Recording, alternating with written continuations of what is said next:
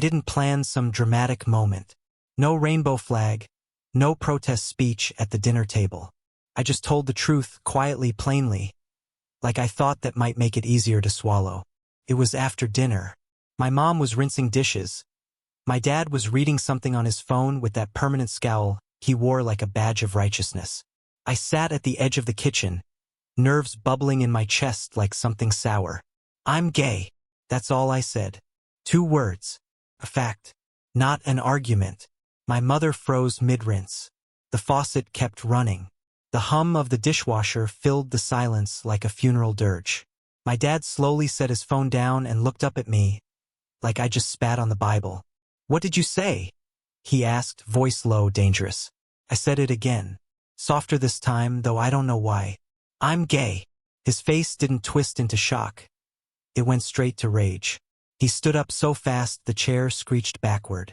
"Not in this house," he said. "No son of mine is going to shame this family." My mom whispered, "John, please," but didn't move. I tried to stay calm. "I'm still me." "No, you're not," he snapped. "You're sick, twisted. You've been hanging around those theater kids, haven't you? Letting them poison your mind." "I've always been this way," I said, trying to keep my voice from shaking. "You just didn't want to see it." His fist slammed against the table, and I flinched hard enough to rattle my chair. "You think this is some kind of lifestyle choice you get to rub in our faces?"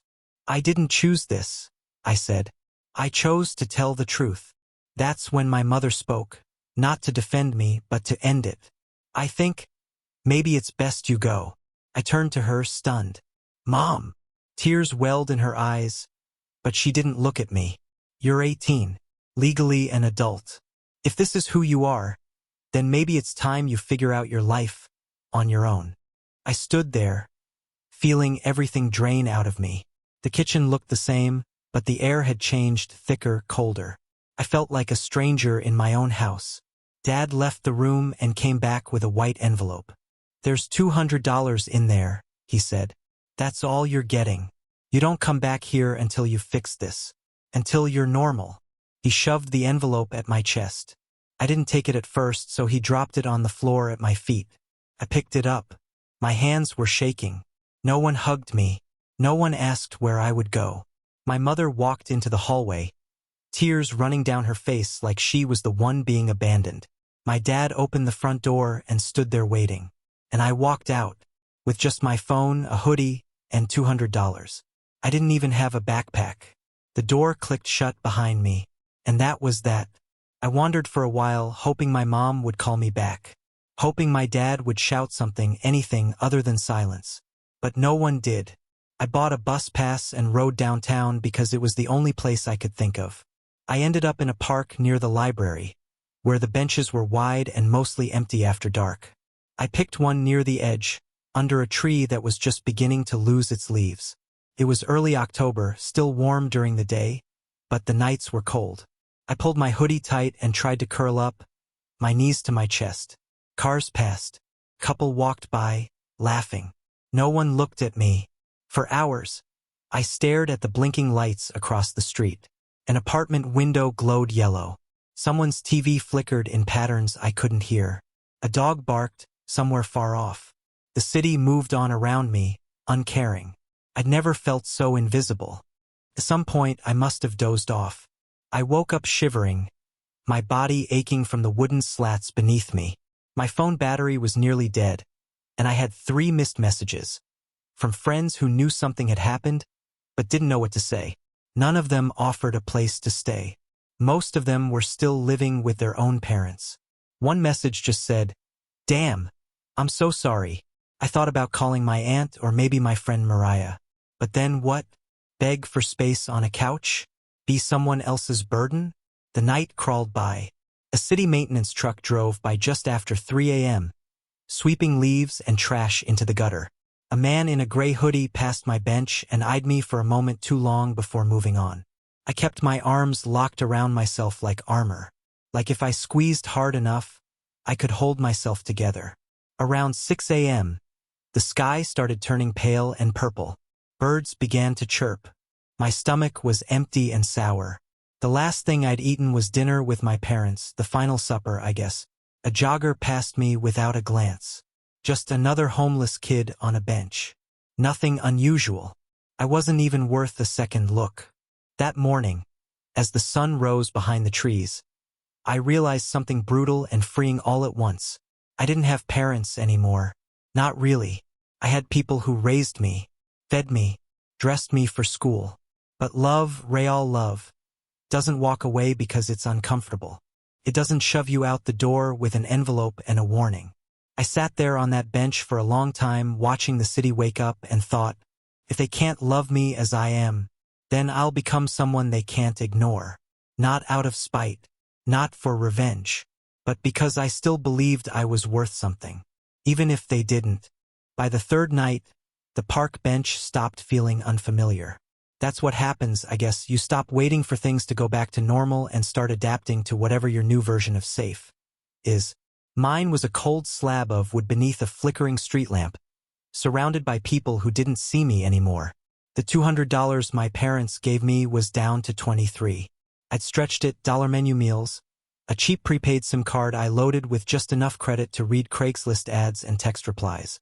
I was trying to find something. Work. A couch. A miracle. None came. I'd had a part-time job at a local bookstore before all this. But after missing 2 shifts in a row, no clean clothes, no phone charger, no way to explain why, I showed up on the 3rd day hoping for mercy. They didn't yell. They just handed me a final check and a "we're sorry." I nodded, said thank you, and walked out, holding that sad little envelope like a death certificate.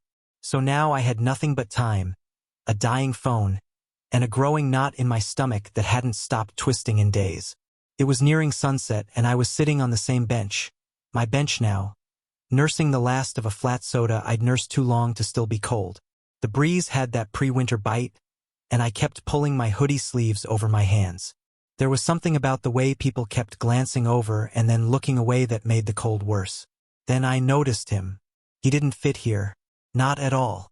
A tall man, maybe late 40s or early 50s, wearing a dark charcoal suit and coat that screamed money, but not in a flashy way. His shoes were polished, not new. His beard was neat but not trendy. The kind of man who carried presents with him the way most people carry a briefcase. And for some reason, he was looking right at me. I sat up straighter. Not out of pride, just instinct. Like a stray dog bracing for a kick. He didn't speak at first. Just stood a few feet away with one hand in his pocket and the other holding a leather glove. Finally, he said, "You look like someone who hasn't had a hot meal in a while." I narrowed my eyes. "I'm not begging." "I didn't say you were," he replied calmly. A pause. Then, "There's a diner across the street. Warm food." No sermón. No strings punto. I should have said no. I'd been warned too many times. Don't trust strangers. Especially men who come out of nowhere offering kindness. But I was starving.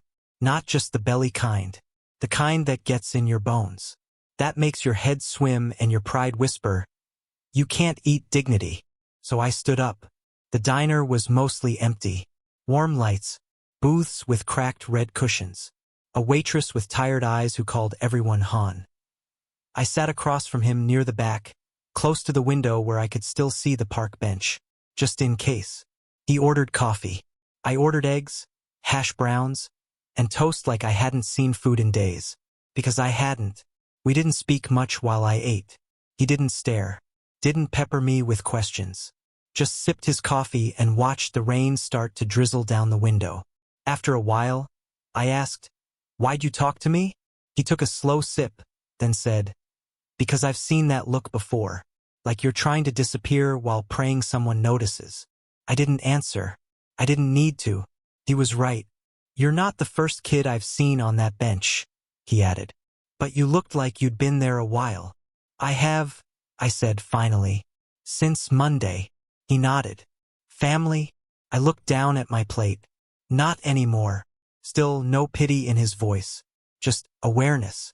He leaned forward slightly. "I won't pretend to understand everything about you, but I know what it's like to be pushed out for being yourself. I know what it's like to rebuild from nothing." I looked up, studying his face. There was something steady in his eyes. Not pity, not saviorhood. Just something solid. Like he'd walked through a fire once and didn't need to talk about the burns. What do you do? I asked. I own a few companies. Invest in others. Nothing glamorous. I smirked.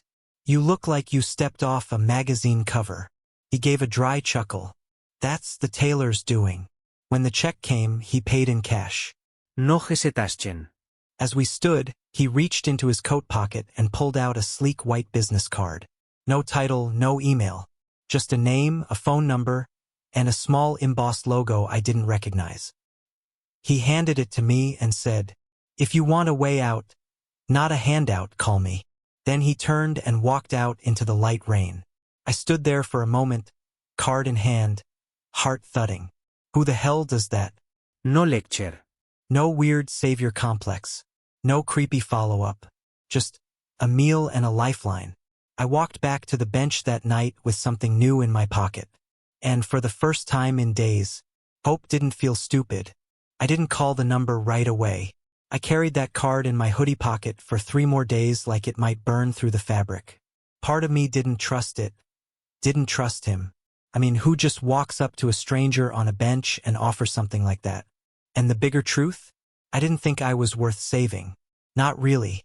Not after the way my own parents treated me like I was disposable. Not after sleeping on benches, missing showers, and feeling my ribs more than I should. But something broke the night the rain came back harder than ever. Started as a drizzle just like before. I had a spot behind a maintenance shed in the park where I could tuck myself in against the wind, but it wasn't enough. Not when the sky cracked open and dumped ice-cold water like it was punishing the earth. I tried to wait it out, curling into myself beneath a wet cardboard box. My teeth chattered so hard I worried I'd crack a molar. Every inch of me was soaked. My socks squished in my shoes. And then someone found me. Not like Mr. Ambrose. Not kind. Not clean. Just a man. Maybe high. Maybe drunk. Stumbling out of the trees and slurring something I couldn't make out. He staggered toward me, grinning, saying, Hey, you're cute when you're cold." I stood up fast, heart hammering. I didn't run, I sprinted. Down the trail. Past the empty playground. Across the street without looking. I didn't stop until I ducked under the awning of a closed shop, trembling and soaked, lungs on fire.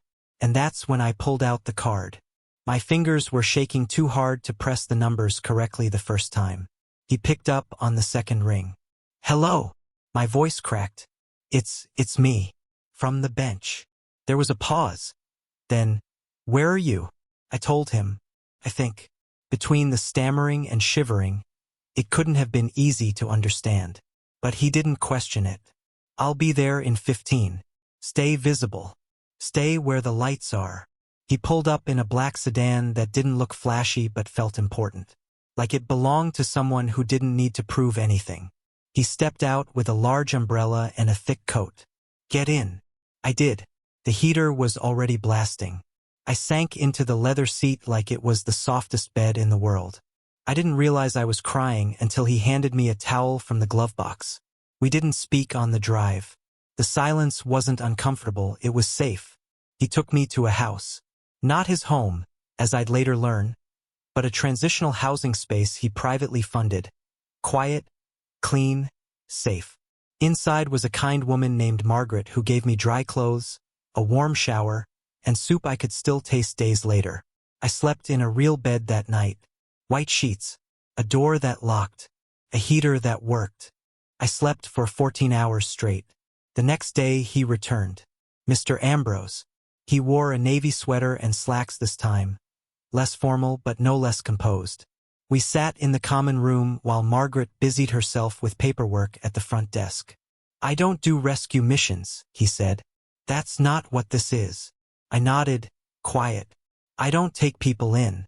I don't fix broken lives. But I do invest in people who want more." He placed a folder on the table between us. Inside, a 6-month housing sponsorship, access to a therapist, enrollment into a GED and career training program, and a monthly stipend for essentials. I stared at the folder like it might vanish. "Why are you doing this?" I asked. His eyes met mine, steady and kind. Because someone did it for me. He leaned back, folded his arms. My father caught me kissing a boy when I was 16. I had about 20 seconds to pack a bag.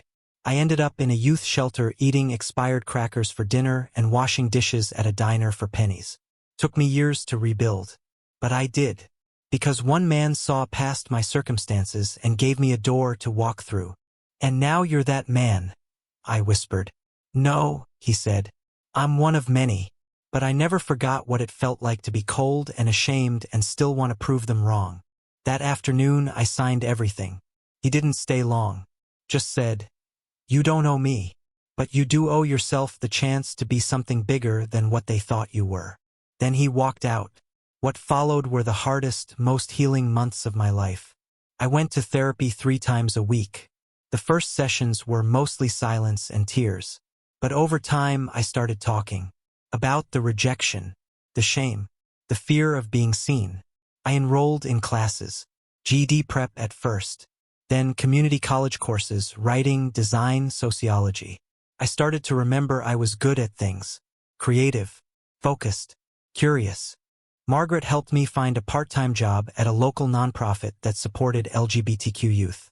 I started tutoring other kids who had been kicked out like me, telling them, "I get it. I've been there," and meaning it. I didn't speak to my parents. I didn't check their social media. I let that door stay shut. Because the truth is, I wasn't building this life to show them anything.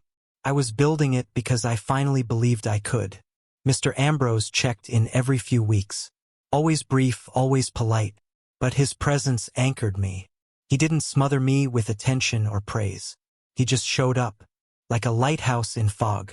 And that was enough. For the first time in my life, someone saw me not as a project, not as a disappointment, but as potential. And I held onto that truth with both hands. The first time I stood in front of a blank blueprint, pencil in hand, I realized I didn't just want to survive. I wanted to design a future. Something with structure. Something that couldn't be kicked down with words like shame or sin or "you're not our son anymore." Architecture didn't come naturally. I wasn't a math genius or an artistic prodigy. But I had a thing for space, for noticing how light fell through windows, how buildings made people feel small or safe or seen. When I told Mr. Ambrose that, he didn't blink. He just said, "Then learn to build what you never had." And I did. Community college became my launching pad. I graduated top of my class, then transferred to a university with a scholarship Mr. Ambrose helped arrange through one of his educational foundations. I worked part-time to cover the rest. Took the bus. Ate discount groceries. But I didn't complain. Not once. Every time I walked onto campus, I remembered that bench in the park. That cold night when I had nothing. That hollow feeling of being discarded. It never left me. It just got quieter as my life got louder. I volunteered, too. That was important. Every Thursday night, I helped out at a local youth drop-in center. We served warm meals, handed out blankets, taught budgeting basics. Sometimes I stayed late to listen. Sometimes I just sat with a kid while they cried about parents who said things like, "You're an embarrassment," or "This is just a phase." I never told them it would be easy. I just told them it wouldn't always be this hard. And sometimes that was enough. Mr. Ambrose taught me business on the weekends. Not in a formal way, no textbooks, no lectures. Just long conversations over coffee in his downtown office. He'd explain contracts, budgets, risk, reputation. He showed me how to build something that lasted, how to lead without dominating. "Talent is good," he said once. "But resilience? That's what makes someone dangerous." He gave me books, introduced me to his accountant, made me pitch him fake projects just to test my thinking. He challenged me constantly and believed in me unconditionally. He wasn't a father, not quite, but he was the closest thing I'd ever had to one. By 26, I was licensed. By 28, I owned my own firm. Haven Studio, that's what I named it. We specialized in affordable housing and LGBTQ+ inclusive shelters. Smart design, safe spaces, homes with dignity. No more church basements turned into afterthought shelters. No more kids sleeping under benches hoping someone saw them. We won awards. Small ones at first, then bigger. My name started showing up in magazines. I got invited to speak at conferences. Not as a sob story, but as a professional. We even partnered with city planners to help redesign the very park I once lived in. That bench stayed. But now it was under a covered awning with a plaque that read, "No one should be forgotten." People shook my hand, called me a visionary, said things like, "You're proof that anything is possible." But at night, I still dreamed of my mother's face, how she looked away when I begged her not to let me go. I still heard my father's voice, cold and final. "Come back when you're normal." No success erased that. No award, no TEDx talk, no warm applause. The wound scabbed over, yes, but it never fully healed. I didn't chase revenge. That was never the point. But I did want them to know, to see what they gave up.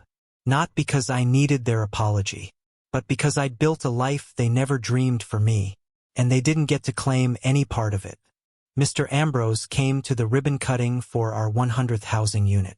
He stood in the back, hands in his pockets, watching quietly like always. After the speeches and press photos, I walked over and handed him a folded piece of paper.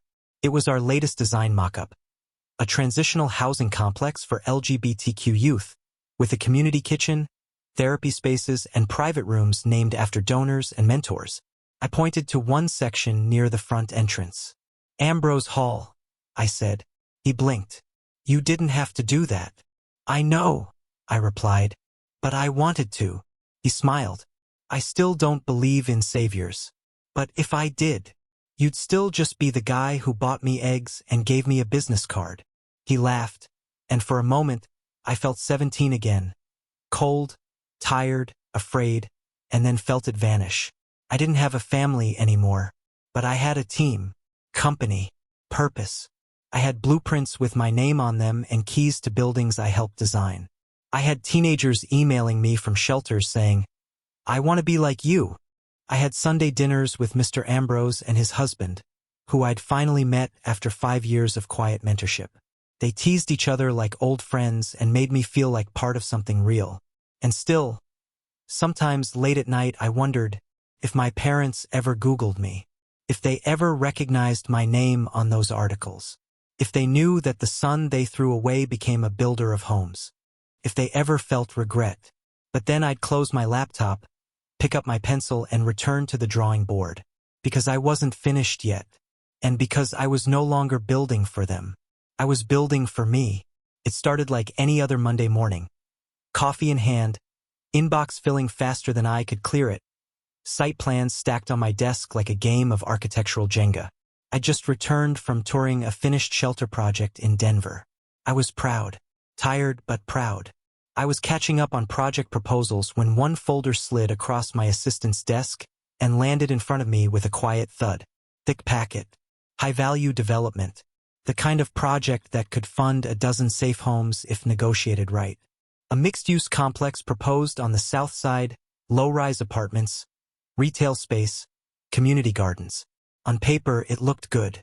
Too good, actually. I flipped to the financials, skimming through line items like muscle memory. And then I saw it. Brayfield Properties, LLC. Lead developer. My heart stalled for a second. My last name isn't Brayfield anymore. I dropped it the day I graduated. Legally changed it. My company, my brand, my business cards, none of it carried the weight of that name. But I'd know it anywhere. It was his name. Their name. My parents' company. Still operational, apparently. Still trying to keep the image of suburban wholesomeness alive, even if their reputation had withered over the years. I stared at the signature block, James Brayfield, CEO. My father. The man who once handed me an envelope and told me to leave his house because I dared to be honest about who I was. And here he was now, unknowingly sending a deal to me. A deal that might be his company's last chance at survival. I leaned back in my chair, heart steady but mind racing. It had been over a decade. I hadn't heard a word from them. No επάλεγη. No letter. Not even a half-hearted check-in. I sometimes wondered if they told people I was dead. Yet here they were, desperate enough to seek approval from someone they didn't recognize. From a firm built by the very son they disowned. I flipped through the proposal again. The numbers were tight. Too tight. They'd over-leveraged financing. If this deal fell through, their company wouldn't survive another fiscal year. Their credit was strained. The market had shifted. They were betting everything on this. And the final authorization? Mine. Their signature needed mine. For a moment, I stared out my office window at the skyline I helped shape. I wasn't angry. Not in the way I used to be. The grief had turned into something quieter over the years. Something more dangerous. I'd stopped trying to get closure. I just outgrown it. But this wasn't revenge. It was something better. It was clarity. They needed me now, and they didn't even know it. I scheduled the meeting. I told my assistant to set it for Thursday morning.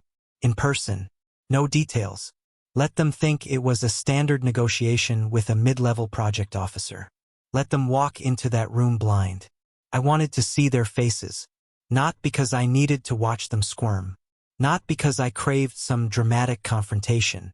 I just needed to confirm with my own eyes that the people who once said I was worthless were now standing in a room asking for my signature to survive.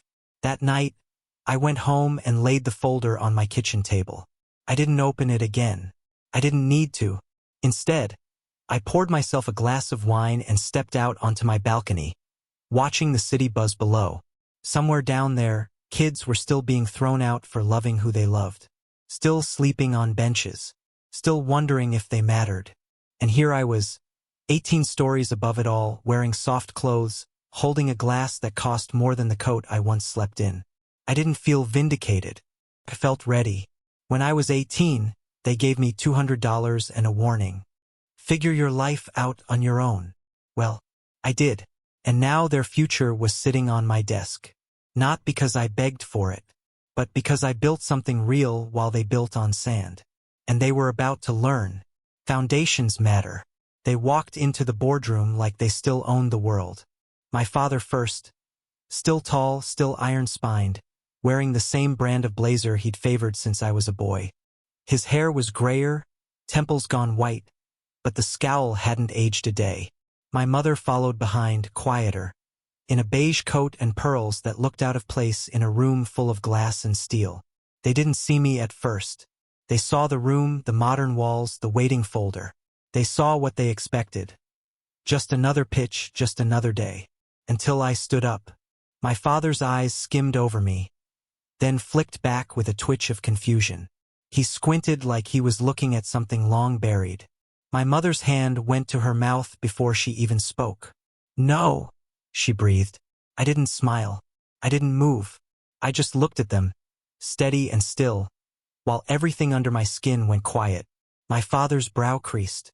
"This must be some kind of mistake." "It's not," I said calmly. "Please, sit." They obeyed without thinking. Old habits. My father straightened in his chair and cleared his throat like he was preparing to command a boardroom. My mother sat without speaking, her eyes locked on mine, wide and glassy. He tried first.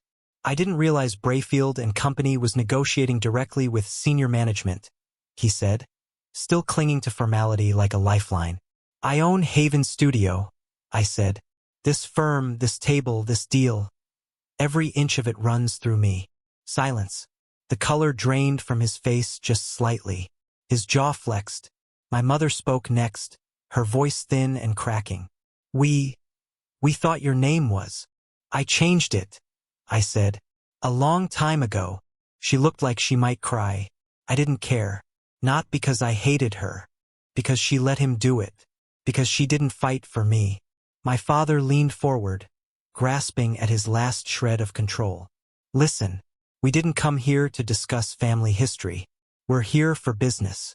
We're on the brink of finalizing a project that benefits both companies. I assume you can put aside personal emotions for the sake of professionalism." I stared at him. That voice, that arrogance, that expectation that the world would always bend to him. He hadn't changed. I opened the proposal folder. I let the silence stretch, filling the room with tension so dense you could have carved it into bricks. I flipped slowly through the pages. Terms. Timelines. Cost breakdowns. Their financing was hanging by a thread. This project was their last gasp. The numbers confirmed it. I closed the folder and pushed it gently across the table. Then I looked directly at him and said, "You kicked me out to save your name. Now I'm the one who could save yours. But I won't." My mother gasped. My father's mouth opened, then closed. I stood. "You said I was a disgrace. You said I'd ruined everything. And now here you are, drowning. And you've got the nerve to ask me for a life raft." His voice finally rose. "That was a long time ago. People make mistakes." "No," I said. "A mistake is forgetting a birthday. You threw your son away. You gave me $200 and a sidewalk to sleep on." My mother whispered, "Please, we didn't know. We didn't know you'd survive." Finished. "You didn't want me to. You wanted me erased." She blinked, tears spilling freely now. I let the silence hang. Let them sit in it. Let them finally feel the weight I carried for 10 years. "I'm not here to scream," I said. "I'm not here to throw anything in your face. I'm not 12. I'm not begging for love anymore." I stepped back from the table, straightening my blazer. "You don't get to profit from what I built. You don't get to stamp your name next to mine. This deal dies here." My father stood suddenly. "You're letting your ego ruin." "I'm letting integrity decide who I stand next to," I cut in. "And it won't be you." He didn't shout. He didn't throw anything. But the fury on his face said enough. Not at me. At the loss of power. The realization that control was no longer his. That he was the one being dismissed. I looked at my mother one last time. She looked older. Not just from age, but from guilt that had fermented for too long. "I used to think," I said softly, "that if I became successful enough you'd call. That maybe you'd be proud. But I was wrong. You didn't want a successful son. You wanted a version of me that never existed." She said my name, my old name, but I didn't answer. I walked out. No yelling. No scene. No breakdown. Just the sound of my shoes on polished tile. Just the sound of power shifting hands. I took the elevator down alone. When the doors opened onto the street, the sun hit my face like absolution. That was the day I realized I didn't need closure. I just needed the chance to choose who I opened my doors to. And it would never be them. It had been almost 10 years since I last sat on that bench. The one tucked under the sycamore tree just east of the library, near the edge of the park. The one that used to creak when I shifted my weight, where the slats were uneven and splintered, where I shivered alone in the rain and tried not to cry. It was different now. The bench was new, sturdy, sanded, stained a soft chestnut brown. The city had installed a small awning above it, just enough to break the weather. Someone had planted flowers nearby, lavender, wild poppies, something soft and hopeful. But the bones of it were still the same. I ran my hand along the backrest. The plaque was freshly bolted, polished clean. Dedicated to those who sat here when no one else would sit with them. Sponsored by Haven Studio, in partnership with the Bridge Foundation. I sat down. The wood didn't creak anymore. It held me steady. Mr. Ambrose joined me a few minutes later. He was slower now. The way he walked, you'd think he was carrying something invisible and heavy, but he always had. Even when I first met him.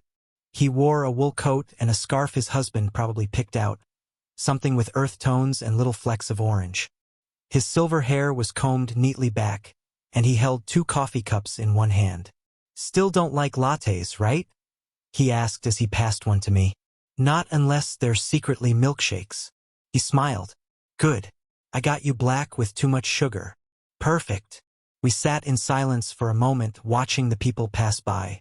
A woman with a stroller. Couple walking their dog.